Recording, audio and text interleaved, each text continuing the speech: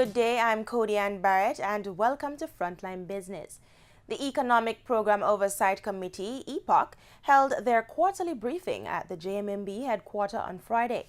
Group CEO of JMMB, Keith Duncan, highlighted several measures that needs to be implemented in order to enable the agricultural sector to grow, which will ultimately benefit Jamaica's economy. Kimberly Wright has more. The third review for EPOC highlighted the need for more workers in the agricultural sector. Despite an increase in employed labor force, Group CEO Keith Duncan says employment rates are falling at a 9-year low of 10.4%. However, of that number, he questions how much of the unemployed are actually employable. How much of that 10.4% that are unemployed are actually employable? You understand? So therefore, we need to make them employable. And outside of that 10.4% that are unemployed, there is another 700,000 people that are not in the labor pool. There is growing demand for university graduates to enter the agriculture sector. He recommended investing into a program that trains and encourages younger adults to enter the sector. There needs to be an investment in our young people or unattached youth in terms of retraining, in terms of investing in their ability to now move into productive roles inside of our economy.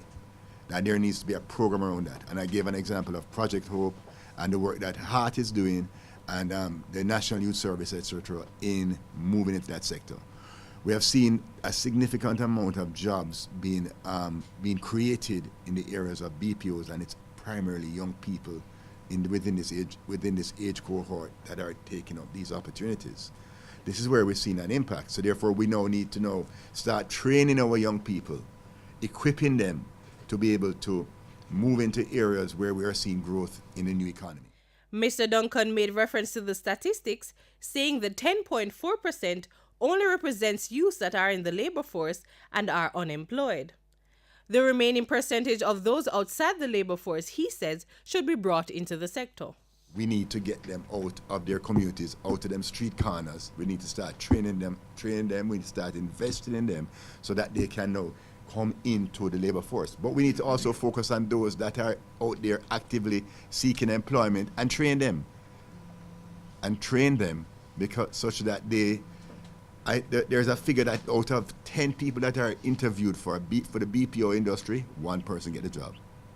One person get a job, right? So therefore, because our youth are just not ready.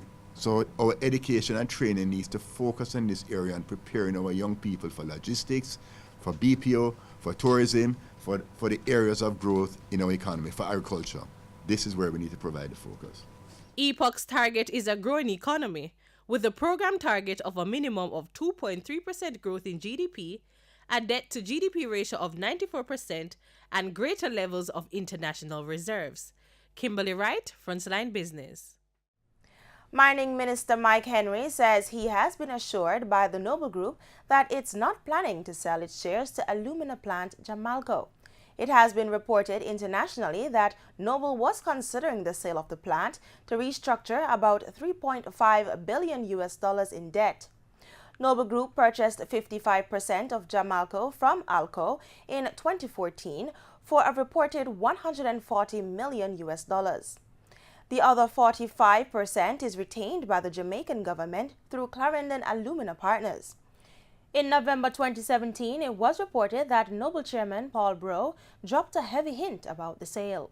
Former Mining Minister Philip Paulwell quizzed Mr. Henry on the issue during Thursday's meeting of Parliament's Standing Finance Committee. Mr. Henry said he has received written assurances from Noble that a sale is not on the cards.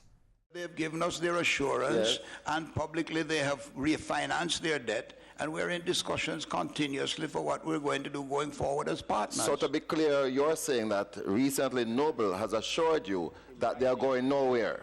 That they have assured me that they are in a position to renegotiate the development and expansion of Jamalco against the very contract of the supply of LNG and moving to more production. Cable and Wireless Jamaica has requested the suspension of trading in its shares of the Jamaica Stock Exchange. The suspension will commence at the opening of trading on Monday. It will end at the close of trading on March 22. Trading in Cable and Wireless shares is scheduled to resume on March 23. The request for suspension follows the offer made by CWC Color Holdings Limited to shareholders of Cable and Wireless Jamaica for the purchase of all the shares in the company not currently held by CWC Color for its affiliated companies. The offer closed on February 28. The board of directors decided to make an application to the stock exchange for the suspension of trading in the company's shares to facilitate the uninterrupted block transfer of shares which accepting Cable and Wireless Jamaica shareholders have agreed to sell to CWC Color. Paymaster Jamaica Limited will enter the UK market in 3 months, setting up what will be the first brick-and-mortar operation outside of its home market. The company makes plans to build itself into a global operation. Paymaster's head of business development, Athenia Campbell, says the company is also investing in a new switching platform that ensures billers get their money in multiple currencies faster. The cost of the expansion was not disclosed. In Friday's trading session, the JSE Combined Index advanced by 506 points to close at 297,559. Overall market activity resulted from trading in 52 stocks, of which 25 advanced, 16 declined, and 11 traded firm. The Junior Market Index declined by 15 points to close at 2,845. Among the winners were 1834 Investments, AMG Packaging and Paper, Berger Paints, Cable and Wireless, and Caribbean Cement. Stocks declined for Siboney Group, Fosrich Company, G West Corporation, Jamaica Producers, and Key Insurance Company. Stocks traded firm for Access Financial, Barita Investments, CAC 2000, Caribbean Cream, and Darimon Trading. Wisynco Group Limited ordinary shares was the volume leader with over 111 million units, followed by Siboney Group Limited with over 1 million units and Elite Diagnostic Limited with 633,886 units. On the foreign exchange market, the US dollar is being sold for an average $127.98. $99.41 is the cost for the Canadian dollar, while it's costing $175.26 for the pound sterling and $154.30 for the euro. News in oil.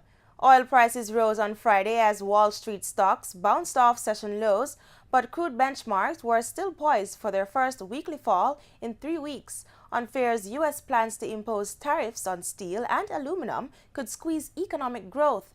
And as U.S. crude inventories climbed, on Thursday, oil followed the stock market lower after President Donald Trump said he would impose hefty tariffs to protect U.S. producers. Investors fear the move would spark a trade war, with retaliation from major partners such as China, Europe, and Canada. Brent crude rose 30 cents to $64.13 a barrel. U.S. West Texas Intermediate crude was up 16 cents at $61.15. Both contracts reversed direction after trading lower earlier in the session, but remained poised for weekly declines. And that's it for Frontline Business. I'm Cody Ann Barrett. Regional stories are next after the break.